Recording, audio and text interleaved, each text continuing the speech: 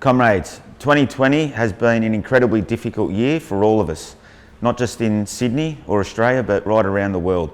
We've seen the year start off with catastrophic bushfires, resulting in workers having to work through that, making sure that we continue to carry out our work as maritime workers in very difficult and toxic environments. Going to work in gas masks for the first time ever was a very difficult challenge for us, and then heading straight into COVID, this global pandemic, which has seen all sorts of difficulties and new campaigns open up as a consequence of government inaction, a refusal to recognise and understand the nature and consequences of this health pandemic that has turned into an economic pandemic as well. We've seen the waterfront engulfed in industrial turmoil yet again, and once more we've seen the federal government come out and exercise their ruling class power and suggest to us as Australian workers that we may face a military intervention into our workplaces.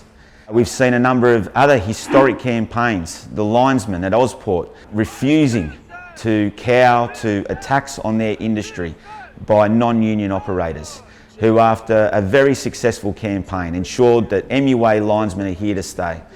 We've seen the ferries once again come under attack. It seems to be every couple of years ferry workers feel the full brunt of government intervention into their workplaces. People come to Australia to go jump on the Manly ferry. It's a rite of passage for every kid to go on the Manly ferry at summertime. We've seen the Morrison government introduce legislation really taking advantage and opportunistically using the COVID crisis to ram through workplace laws that are going to have a fundamental impact on each and every worker in this country for the next generation. Ensuring that jobs are casualised, that don't have the security of employment that comes from permanency. Through all the significant difficulties that we've experienced right around this world, including a Trump presidency, we've seen communities fighting back. And I don't think there's been a better or bigger community campaign this year than Black Lives Matter. The death of George Floyd is in a long list of black deaths in custody. And we must warn you, the images are disturbing. The bystander's cell phone video begins with police restraining a man on a Minneapolis street Monday night. An officer is pinning the man face down by pressing his knee into the man's neck. We have seen the Aboriginal community in Australia struggle against black deaths in custody for many decades. And it's not getting better, it's getting worse.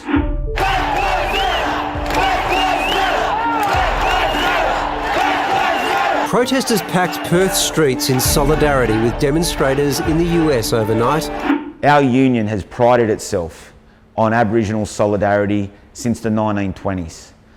Our movement is based on solidarity, and if we can't reflect on the inequalities and injustices that exist in our communities, then we are not achieving the historical mission of trade unionists and of socialists, which is to destroy discrimination, destroy oppression, and destroy injustice.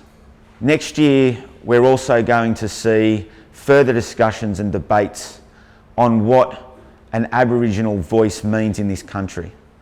The Uluru Statement from the Heart is a reflection of where we are as a nation. The Uluru Statement is the first time that we were able to come together through a national process, and what it calls for is a constitutionally enshrined First Nations voice. Thomas Mayer has dedicated the last couple of years to building capacity within the Aboriginal community and the broader trade union movement, as well as Australia, as a nation, to understand why it's important to have a voice in Parliament. My role as Sydney Branch Secretary is coming to an end, which is an incredible emotional reality for me. I've spent 11 years representing the members of the MUA Sydney branch as Secretary, and it's been the most humbling honour. To be given an opportunity to represent all of you has been an amazing experience. To see the level of sacrifice that you are willing to engage yourself in to build better workplaces and better communities has been incredibly humbling. But the time has come for renewal. I'll be moving into a role as ITF Asia Pacific Dockers campaigner, which gives the Sydney branch the opportunity to expand on all of the work that we've been doing in building internationalism, in building maritime workers' power in our region, and providing us all with an opportunity to expand on those beautiful campaigns. We see Paul Keating coming in as branch secretary, someone who I believe is an amazing, wonderful person, trade unionist and a leader who will continue the legacy that has been built up, maintained and advanced over many, many generations. Paul Garrett will become our deputy, and we'll have Brad Dunn join Nathan Donato as assistant secretaries of our wonderful branch. I'm looking forward to seeing their development as leaders, their continued representation, their continued militancy and wonderful excitement and other possibilities that are available to us now with this renewal of leadership. They're your leaders. They will ensure that you're represented in the best way possible, and I'm sure you will all join me in wishing them all the best next year and to the conclusion of this term in office. I can't thank you enough, every single member of this branch and of this union, for all the things that you have done throughout the year, whether it be sacrificing your time and efforts through smoke and through pandemics, or through the attacks in the media that we experienced, being told once again that we're stopping medical supplies, which never happens. We know the truth. We will always oppose those lies, or whether it was struggle and sacrifice in your workplaces to build better enterprise agreements for you and your workmates and your families that rely upon them.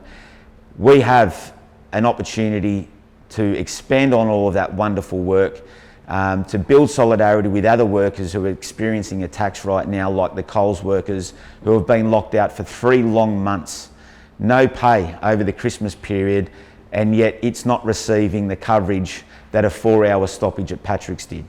So we have a lot to work for. I'm excited about the opportunities that we have before us. I know the willingness that exists in each and every one of you to stand up and fight back, to build better workplaces and better communities, and to value the families and friendships and camaraderie that comes from this amazing union of ours. All the best for the holidays, all the best to you and your families, and I'm looking forward to seeing you all next year.